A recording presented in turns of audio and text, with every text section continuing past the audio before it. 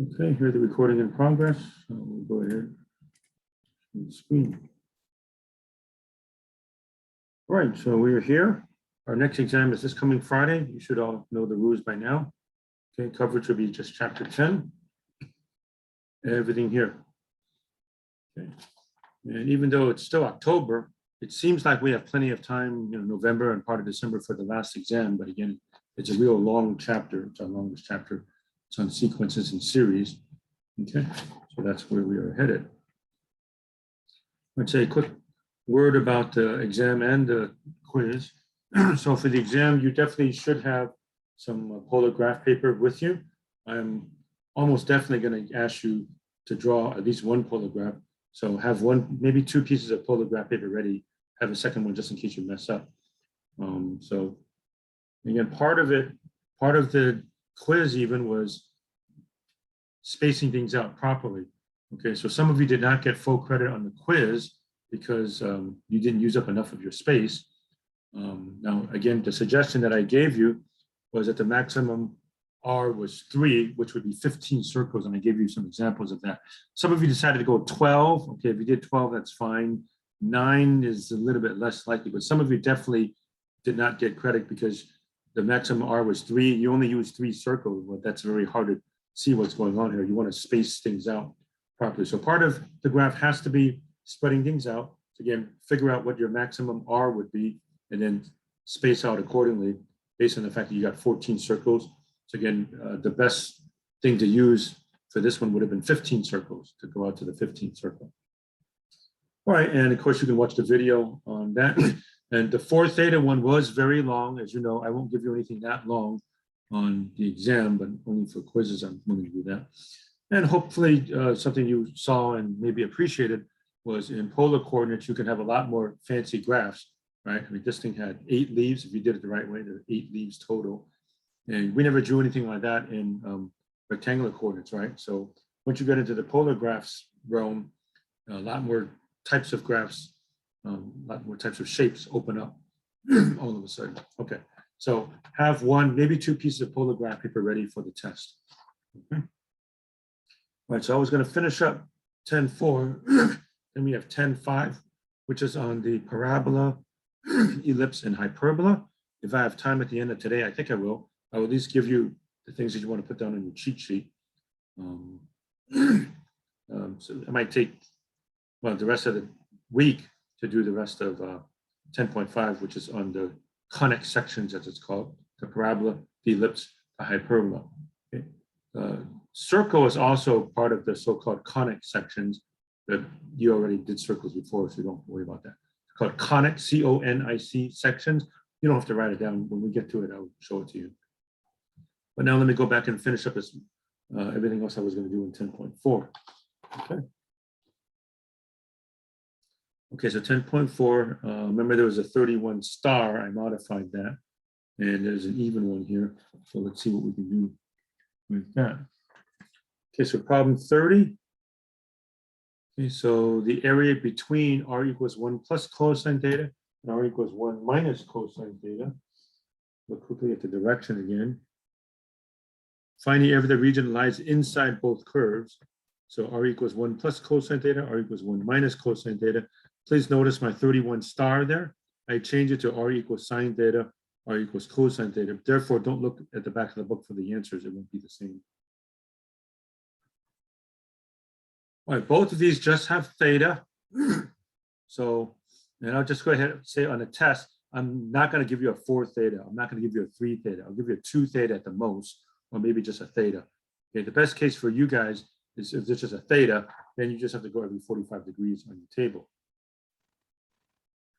Okay, r equals 1 plus cosine theta, r equals 1 minus cosine theta.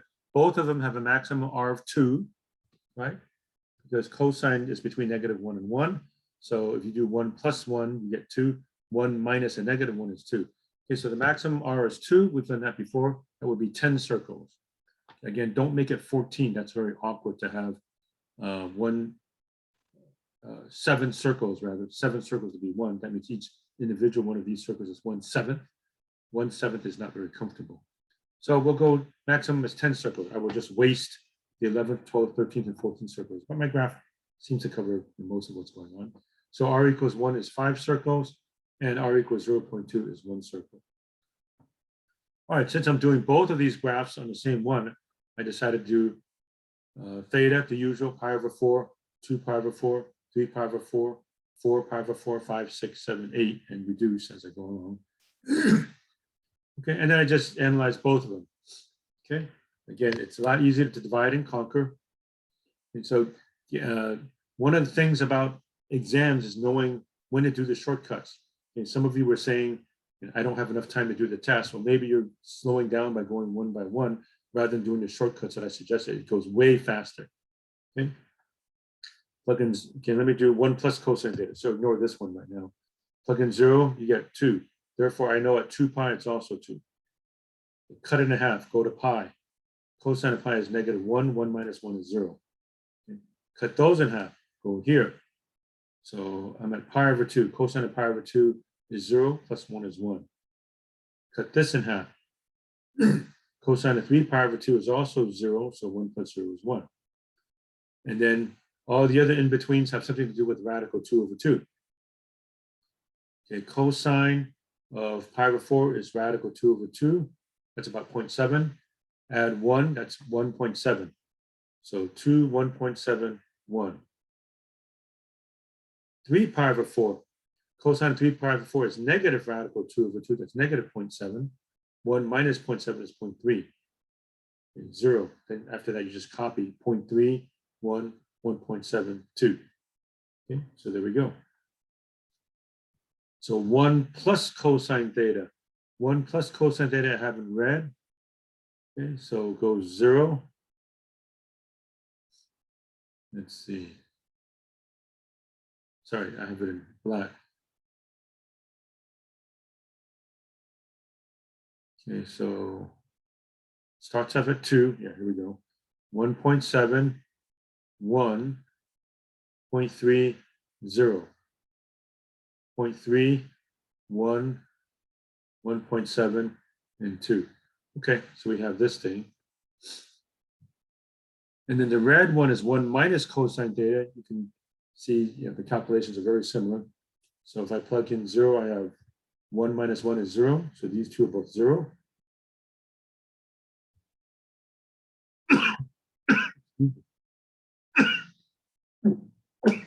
Plug in pi, I have 1 minus cosine of pi. 1 minus and minus 1 is 2. Cut that in half, pi over 2, you already know 0. 3 pi over 2, you already know 0. And once again, you're either going to have 0.3 or 1.7. We're going to just look here, 0, 1, 0.3. 1, 2, 1.7. 2 to 1, 1.7. 1 to 0, 0.3. Okay, so in red, 1 minus cosine theta, so 0, 0. Then pi over 4.3. Pi over 2, 1. So they touch here. And then 3 pi over 4 shoots out to 1.7, and then 2. Then it comes back in. 1.7, 1, 0.3, 0. Okay, you have a heart shape. It's called a cardioid. You don't have to know that, but just curiosity. Cardioid, cardio sounds like heart, right? So it's heart shape. Okay, and now the question asks for the area that lies inside both curves. Well, that's this thing and this thing. And I can tell by symmetry, I have the exact same amount here, here, and here, and here, all 4 quadrants. Okay. So why don't I just analyze one of the quadrants and then multiply by 4, right? That's going to be the same as that, and that, and that. Okay. Guess which of the 4 quadrants I'm going to pick? Quadrant 1, right? You can't get any better than quadrant 1. So quadrant 1, I'm only taking this piece here, which is the red. So notice I put a 4 here. How come a 4? Because this darkened black area is all I'm going to do. And that's the same, that's the same, that's the same. So 4 times the integral of 1/2 r squared d theta. So I'm going to integrate the red function, which is 1 minus cosine theta squared. Okay, so that was the strategy. And I'm going from 0 to pi over 2 because I'm in the first quadrant. Okay, 4 times 1/2 is 2. Square this guy, 1 minus 2 cosine theta, plus cosine squared. That's easy. That's easy. Cosine squared is 1 plus cosine 2 theta over 2. And decide to distribute the 2 back in. So distribute 2, 2 times 1 is 2, 2 times that is that. And then 2 cancels that 2. So I have 1 plus cosine 2 theta. And I see 2 plus 1 is 3. So 3 minus 4 cosine theta plus cosine 2 theta. All right, then I'm good. So integrate. Integral of 3 is 3 theta. Integral of negative 4 cosine theta is negative 4 sine theta. Integral of cosine 2 theta is sine of 2 theta times a half by the chain rule from 0 to pi over 2. Okay, plug in 0, you do get 0. 3 times 0 is 0, sine of 0 is 0, sine of 0 is 0, so that's nothing. Plug in pi over 2, this one is 0, because I'll be taking the sine of pi, so that's nothing. 3 pi over 2, sine of pi over 2 is 1 times negative 4, so negative 4. So this is my answer. I decided to get a common denominator, 3 pi minus 8 over 2. So that's my final answer. And that is a positive quantity, by the way. That's like 3 times pi is like 3.1. So 9 something minus 8. So it's a positive quantity. Okay, so that's how you do number 30. I'm curious. Okay, now 31 star. R equals sine theta, R equals cosine theta. Now, for this one, I wouldn't bother making an entire graph for this. I mean, you could. The maximum R would be 1. Okay. And you said, what do I do if the maximum R is 1? I would probably go to the 10th circle. Okay. But it just wants the area between the two curves. So I need to find out where they touch. Okay. All right, so if you made a table, sine would go something like this. Cosine would go something like this. So they touch at the pole, and I know they touch here also at pi over 4. Sine of pi over 4, root 2 over 2. Cosine pi over 4, root 2 over 2. So it looks like this, and it looks like this. So here's the area between the two. So where do they touch? The pole and radical 2 over 2 comma pi over 4. And I'll come back to the points of intersection in a moment. But here we go. Again, I'll take advantage of symmetry. Why don't I just integrate from 0 to pi over 4 and then double my answer? And I'm only going to take this graph, which looks like it's the sine graph. Okay. So the real region that I want, I'll trace it, everything here. But by symmetry, I'll just take the area from 0 to pi over 4 and double it. So 2 times integral from 0 to pi over 4 of 1/2 r squared d theta. Again, put that formula on your cheat sheet. That was the main formula for section 4, right? Page 670. Area is integral of 1/2 r squared d theta. Okay. So, where am I here? All right, so the 2's cancel out. And integrate sine squared. Sine squared is 1 minus cosine 2 theta over 2. Put that on your formula sheet if you wish. Take the half out. Integral of 1 d theta is theta. Integral of negative cosine 2 theta is negative sine 2 theta times a half from 0 to pi over 4. Quite often when you plug in 0, you get 0. You can see 0, 0, 0. Plug in pi over 4. Pi over 4 minus 1/2 sine of 2 pi over 4 is pi over 2. Sine of pi over 2 is 1. 1 times a half is a half. So clean this up. 1/2 of pi over 4 minus 2 over 4. So final answer, pi minus 2 over 8.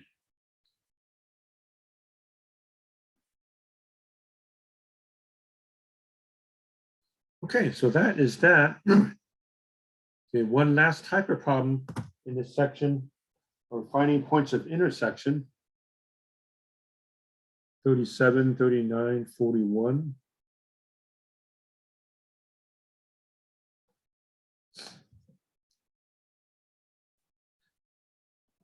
Now I graph these and I say, okay, they intersect here and here. What would the normal procedure be if you try to find points of intersection? Well, we had X and Y, we would set them equal to each other, right? Let's see what happens if I set these two equal to each other. Sine theta equals cosine theta. Okay, divide both sides by cosine theta.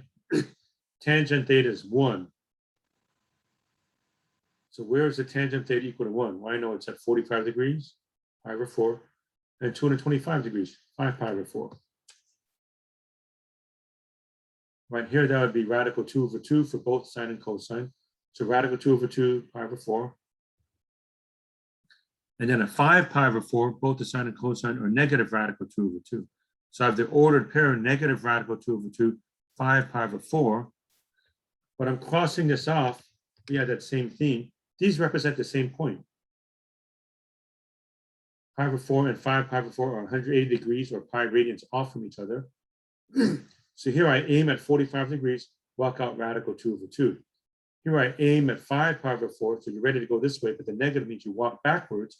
I walk back, so I land in the same spot. Therefore, I cross this off. So I have this as a point of intersection. Where's the pole? They do touch at the origin, but how come I don't get that here? Okay, and here's the key thing. It's because, I mentioned this last time, the pole has coordinates 0, comma, anything. Now the sine of theta, when is the sine of theta 0 basically? It comes into the pole at 0, pi, 2 pi, 3 pi, and so on. Cosine theta comes into the pole at pi over 2, 3 pi over 2, 5 pi over 2, 7 pi over 2, and so on. By doing this technique that you did in X and Y, of setting the points equal to each other, right? You might miss the pole because the sine will come in at 0 pi. Cosine might come in at 0 pi over 2, but that is the same physical point. Okay, so we have an extra complication that we never had to worry about in X and Y. Okay, so when you had two graphs in X and Y, right? So they touch somewhere. So how do I find out where they touch? You set them equal. So please make a note of this though. In fact, if you want to put this on your cheat sheet, you may. To find points of intersection in polar coordinates. Okay, so set the equations equal, just like before, right? Remember in X and Y, you have, I don't know, Y equals 2x minus 1 and Y equals x squared minus 5x plus 6. Find out where do they touch. Set them equal to each other, right? So you do that same thing in polar coordinates, set equations equal, and check the pole, which means R is equal to 0. So we have to ask ourselves the question, okay, can both equations ever have an R equal to 0? Is it ever possible for R equal to 0? If it is possible, they touch at the origin. See, by setting the two equations equal to each other, like we did in X and Y, right? The X and Y have to be exactly the same. How come this technique didn't give us the pole? Because the X and Y or R and theta were never going to be exactly the same. But because of the fact that the pole origin could be 0, 0, but it's also 0, comma, pi over 2, they both come in, but not at the same angle, you see. Okay, so extra complication when you're trying to find points of intersection in polar coordinates, set the equations equal, that's normal. That's just like when you're doing graphs in X and Y like this, but you also have to check the pole. Okay, and I'll show you an example of that. Okay, 37, R equals 1 plus sine theta, and R equals 3 sine theta. And I should say this is 37 star. Does not seem to match. Yeah. Okay. All right. Can this ever come into the pole? Pole means R is 0. Can this ever have an R is 0? Sure. Okay. Because sine of theta is allowed to be negative 1. 1 minus 1 is 0. Can this ever have an R of 0? Yes. Sine of 0 is 0. So can this come into the pole? Yes. Can this come into the pole? Yes. Pole means R is equal to 0. Therefore, the pole is an intersection automatically. No matter what, the pole is an intersection point. So I have to keep that in mind. Now I'll go ahead and set these two equal to each other. Okay, so I'm noticing the actual 37 is similar. It's a little bit easier than what I got here. That's fine. Okay, so set them equal. That equals that. Subtract sine theta. 1 equals 2 sine theta. Sine of theta is a half, i.e. y coordinate is a half. So I draw myself a unit circle, go halfway up, there and there. So pi over 6, 5 pi over 6. Another thing that's a little bit tricky is the convention is to go r theta. So even though we're doing r as a function of theta, some students tend to put pi over 6 and 5 pi over 6 first. Okay, but it isn't. It's got to be the r first and then the theta. So first you figure out the r. Okay, so at pi over 6, sine of pi over 6 is a half. 1 plus a half is 1.5 or 3 halves. By the way, that works here also as it should. And likewise, 5 pi over 6 also works. Sine of 5 pi over 6 is a half times 3 is 3 halves. And likewise here, 1 plus a half is 3 halves. So they both work. Okay. So my final answer, where do the points touch? 3 halves pi over 6, 3 halves 5 pi over 6, and the pole. Again, pole means origin, r is 0. Okay. We didn't get the pole by setting these two equations equal to each other.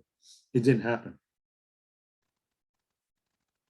It just showed up because I asked myself, can this ever come into the pole? Yes. Can this ever come into the pole? Yes. Therefore, they touch there, but at different thetas, at different angles. They would come at a different angle. See, when you're setting these two equations equal to each other, that always gives you the exact same r and theta, or in x and y, the same x and y. Okay. This technique would not give us the pole because they both come into the pole, but at different thetas. But they definitely intersect at the pole. So that's a little bit different. Okay, I'll show you 41. And that's just about the last one that I have here. Sine theta, sine 2 theta. Okay. Can this come into the pole? Yes. Plug in 0. Can this come into the pole? Yes. Plug in 0. Therefore, they definitely touch at the pole. There's no question about it. So just like the other one, I know the pole is going to be at least one solution. Now I'll go ahead and set them equal to each other. Okay, so sine of theta equals sine of 2 theta.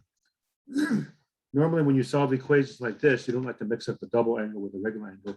So use the identity, sine of 2 theta from trig, 2 sine theta cosine theta. Put this on your formula sheet if you wish, if you forgot that. You probably saw it in your trig class. Okay, subtract sine theta. Factor out sine of theta. 2 cosine theta minus 1. So this is 0, or this is 0. Sine of theta equals 0, or 2 cosine theta minus 1 is 0. That means cosine theta is a half. All right, so when is the sine of theta equals 0 on my unit circle? Here and here. So 0 and pi. Okay, so when I plug in 0, I get 0 for both of them. When I plug in pi, sine of pi is 0, sine of 2 pi is 0. Okay. I get 0, 0, and 0 pi. That was the pole. Well, even before I started, I knew I had the pole. That's okay. No harm. But I didn't get anything new. So there we go. Now I have cosine of theta is a half, i.e. x coordinate on a unit circle is a half. So I go halfway, draw that angle and draw that angle. That looks like pi over 3. That looks like negative pi over 3. Or you could say 5 pi over 3 also. Let me just go negative pi over 3 for now. And if you plug in pi over 3, sine of pi over 3 is radical 3 over 2.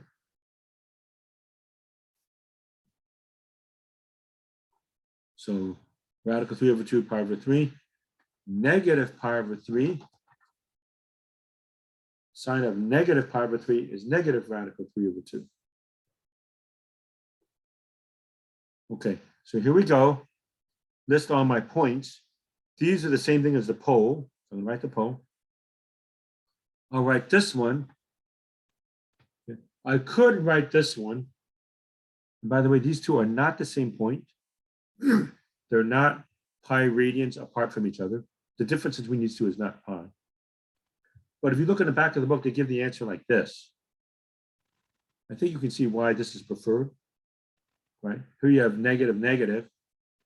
What happened in the book was they went backwards 180 degrees. So negative pi over 3 is here. If they turn around and went pi radians or 180 degrees back over here, that's 2 pi over 3 positive. And they picked a positive r also. So that's preferred. Even though setting the two equations equal to each other didn't give it to me, the best way to write negative radical 3 over 2 comma negative pi over 3 would to change it to radical 3 over 2 comma 2 pi over 3. And that's something you should do. I mean, why have two negatives when you can have two positives, right? So final answer, pole, radical 3 over 2 pi over 3, and radical 3 over 2, 2 pi over 3. Okay, so that is that. Okay, so I'm pretty much done with this section. I will mention one last thing, a little bit about 39, even though I wasn't going to do it. I'll set you up with it. R equals this, R equals this. For this problem, you don't have to worry about the pole. Because normally for the pole, you say, well, the pole R is 0. Well, this one can never be 0. It's already 1, right? So you don't have to worry about the pole. And there's one other tricky thing about this. Even though it says R equals 1,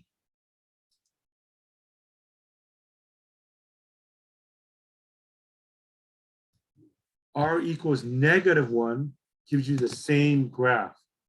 Okay? In other words, if everywhere you started a pole and you walk backwards, so imagine walking backwards 1, and then you change your angle, go all the way around 360 degrees, you get the exact same circle. Okay? So when you get to the point of setting these two equal to each other, set this equal to 1, but also set it equal to negative 1. And the text even goes over an example of that, I believe. Yeah, so if we want to see something like that, page 671, example 3. So finding points of intersection for r equals cosine 2 theta and r equals a half. You also have to set r equal to negative a half because it's the same circle. So they set equal again, cosine 2 theta equals a half and cosine 2 theta equals negative a half. Okay. All right, folks, I am done with that section. We only have one last section on the conic sections. I will just give you an introduction to that. So we have the rest of today, which is not much, and Tuesday, Wednesday, Thursday for the conic sections, 10.5. So I'll just get my introduction out of the way today, give you all the formulas you need so you can put them on your cheat sheet rather than waiting till later to get that. And then the rest of this week, we'll look at 10.5. Okay, so the conic sections. Okay, just why is it called conic sections? If you take a cone, okay, one proper mathematical definition of a cone is, see this piece here, you normally think of a cone like an ice cream cone, right? Well, imagine this thing going up forever and going down forever also. Okay, that is a mathematical cone. So when you say cone in math, there's two different kinds. The one that you're used to, that we even have a formula for the volume of a cone, right? 1/3 pi r squared h, like an ice cream cone that we normally think of. But another proper mathematical definition of a cone is to have this thing going all the way up and all the way down also like this. So for a conic section, if you make a slice like this, if you cut like that, you see a circle, right? Cut here. If you angle it just a little bit, you get an ellipse. If you slice like so, where it's parallel to this line, you get a parabola. And if you slice like so, you get a hyperbola, branch that goes up and goes down. You don't have to take notes on this. I'm not testing you on this, but just why is it called conic sections, right? All right, so page 674, the parabola. You say, I already did parabolas. Yeah, but we're digging deeper into parabolas now. Okay. A parabola is a set of points in a plane that are equidistant from a fixed point called the focus and a fixed line called the directrix. Okay. Here's a focus point. Here's the directrix, a line. So if you look at what they have over here, okay, and I think you remember this from your high school geometry. High school geometry, one mark here means they're the same length. 2 marks means they're the same. Okay, so if you have a point focus and a line of directrix, the parabola is determined by all the points that are equidistant from the focus and the directrix. So in other words, this is a point in a parabola because this distance matches this distance. The point directly halfway across the focus and directrix is the vertex. So that distance and that distance is the same. But this point over here is on the parabola because this distance and this distance is the same. And can you imagine another point way up here, right? Okay. The point way up here has a property that the distance from that point to the focus and the distance straight down to the directrix is the same.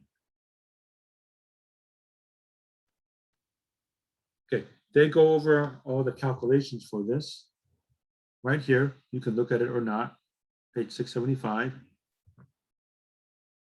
Okay. But here's what you want to know. An equation of a parabola with the focus 0p and directrix y equals negative p is x squared equals 4py.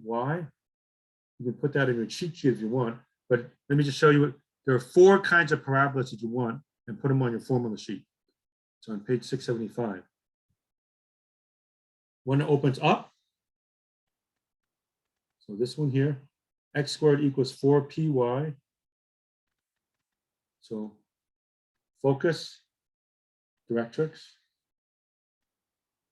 Parabola opens down. These two, of course, are functions. Y is a function of x. These two are not. X is a function of y. But, okay. I actually don't like the textbook's terminology here. Okay, so I'm going to show you my version maybe tomorrow. But if you like using this, I'll let you. But please notice the focus is always on the inside of the curve, and the directrix is on the other side. Essentially, what you're doing is taking this picture and just turning it upside down or turning on its side, right? So if you turn this picture 180 degrees, it looks like this. If you turn the first one like that, it looks like that. And if you turn that first one like that, it looks like this. Just rotate it. Okay. So 0p, y equals negative p. Flip it 180 degrees, looks like that. Turn this 90 degrees one way, it looks like that. Turn it 90 degrees the other way, it looks like that. So this is x squared equals 4py. This we're going to write x squared equals negative 4py. I'll show you that when I get the chance. So if you like what the book has, that's fine. I think it's more confusing. Okay. These two are y squared equals 4px. Okay. And they put y squared equals 4px. I'm going to write this as negative 4px. Okay. But notice in all of these cases, it's basically this picture, flip it 180 degrees or turn it 90 degrees. Notice the vertex, vertex, vertex, vertex. The vertex is always at the origin unless I translate it. Like it goes parentheses y plus 2 squared equals 4p parentheses x minus 1. Then we know the translation move, right? Move left, right, up or down as the case may be. That's going to be, these 4 are parabolas. And let me see. Yeah. I think I'll go ahead and give you my version. I can find it here.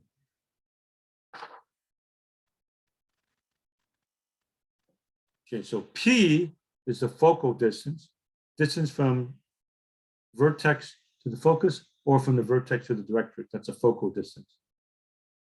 So here are the 4 different parabolas. Put these on your cheat sheet. X squared equals 4py. Opening up. Okay, what I have here is different than the text. X squared equals negative 4py, but I think you'll understand why I'd rather do it my way. This is negative. You already know, oh, parabola opens down, negative, right? The author decides to do it in this funny way where it's written as 4py, and then it says p is negative. That's too much extra work or extra thinking that you shouldn't have to do. So the directrix is y equals p. Focus is 0, negative p. X squared equals negative 4py.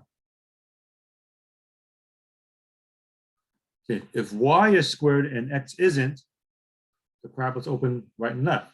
So here's y squared equals 4px. Focus is p0. Directrix is x equals negative p. And this is different than the text. Y squared equals negative 4px. opens to the left. Focus is negative P0. Directrix is X equals P. Again, the author, if you look at that last one, D, they still write it as Y squared equals 4PX, but P is negative. Okay, so that's too much extra thinking in my opinion. Okay, so if you want to put all of these on your formula sheet, you may. If I'm going too fast, maybe you can always go back and do the video and pause, rewind, fast forward as much as you want. So 4 basic types of parabolas: opening up, focus, directrix; opening down, focus, directrix; opening right, focus, directrix; opening left, focus, directrix. Focus is always on the inside. The directrix is on the other side. Now, the directrix is a line. So if it's a line, you do need to say Y equals blah, blah, blah, or X equals blah, blah, blah. So if you say directrix is 3, I don't accept that. You have to say X equals 3 or Y equals 3, as the case may be. Okay, so those are parabolas. Then for the ellipse, on page 676, okay, here's what you want for the ellipse, 676 and 677. Here are the formulas that you want. X squared over A squared plus Y squared over B squared equals 1. Or X squared over B squared plus Y squared over A squared equals 1. The ellipse might bulge either vertically or horizontally, depending on which equation you get. Tells you how to find the foci. Foci is plural of focus. 1 focus, 2 foci. Vertices is plural of vertex. 1 vertex, 2 vertices. 1 focus, 2 foci. And so that's for the ellipse. You say, I don't even know what you're talking about. That's okay. Once we start doing the problems, hopefully you'll get it, but I just want you to know what you want to put down in your cheat sheet. And then the hyperbola. Page 678. Here are the 2 types of hyperbolas. If you look very carefully at the equations for the ellipse and a hyperbola, they were exactly the same, except this one's a minus, and for the ellipse, they were pluses. So notice X squared over A squared plus Y squared over B squared equals 1. Here, the only difference is there's a minus. So X squared comes first, Y is negative. The hyperbola goes left and right. These are going to be asymptotes. The line gets really, really close to the asymptote. The graphs get real close to asymptotes, but don't quite touch it. And if Y comes first, Y squared over A squared minus X squared over B squared equals 1, the hyperbola opens up and down. And so there's a lot of stuff going on here, but as I start to do the problems this week, hopefully you'll get what's going on. I'm almost literally going to end up doing every single problem in this section, just to let you know. Okay, so that's what we got. Let me show you the homework problems from 10.5, page 680. Okay, so we have some parabolas. Then we have some ellipses. We have some hyperbolas.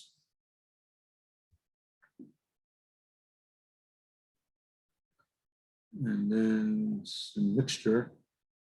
Well, it tells you parabola, ellipse, or whatever. And hyperbola should be all there. Okay, I'm going to do all the parabolas. So I don't like the way the author did this, but the author goes parabola, ellipse, hyperbola, and then comes back parabola, ellipse, hyperbola. I'm just going to do all the parabolas at once. So I'll do all the parabolas. So I'll do all of these and then jump to here. So it seems like I'm jumping, but I'm not. I'm jumping only because the author jumped. And then all the ellipses, which are, I'll do these and then I'll jump over to here. Then I'll do all the hyperbolas, which are here and whoops, here, and then some more hyperbolas down here. And that's pretty much what's going to happen. Okay, so the rest of this week, I got the parabola, the ellipse, and a hyperbola. Even if I do one section a day, parabola tomorrow, ellipse Wednesday, hyperbola Thursday, that's fine. But I'll try to finish everything up by Wednesday again. So I'll leave you one day for Q&A on Thursday before the test on Friday. Okay.